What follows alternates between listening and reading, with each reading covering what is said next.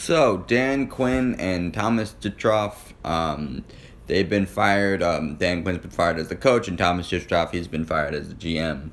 After the Falcons' 0-5 start. So let's get into it. First, Dan Quinn. He kind of deserved it. No one deserves to be fired, especially in a pandemic. I want to make that clear. But off this year alone, they've blown leads to Dallas, Chicago, and Seattle. And they lost their two other games to Green Bay and Carolina. And they've been 24-26 since Kyle Shanahan, who was their offensive coordinator, left town to be the 49ers head coach.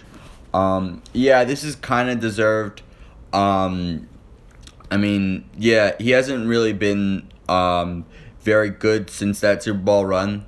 There was one year, the year after, they were like 10-6, but they just missed the playoffs. And ever since then, they've been below 500 or playing 500 exactly and missing the playoffs. He just didn't get the job done, and he was a good move by the Falcons. Before I get into Thomas Dimitroff, I kind of want to get into a little note here.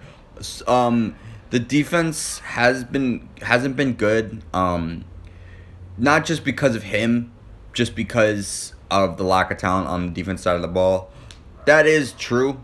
AJ Tyrell, he's played three of his 5 games this year. AJ Tyrell also is looking like a stud when healthy this year. That rest of the defense is pretty bad, especially that secondary. And that's something they got to improve on, and that was probably one of the reasons that Thomas Dimitroff was fired, just not his ability to not improve the defense. Along with Dan Quinn being fired, Thomas Dimitroff, their general manager, was fired as well.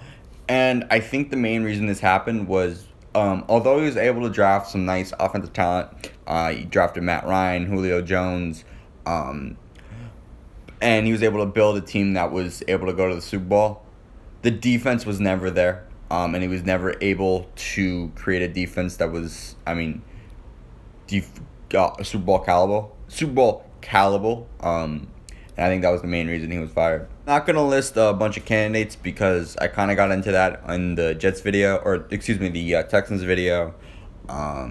The best two guys I would hire right now in the league would be, to replace those two positions, would be Louis Riddick as a front office general manager and Eric Ben-Mee as the head coach. And that's really all I got in this video. Thanks for watching, and like and subscribe.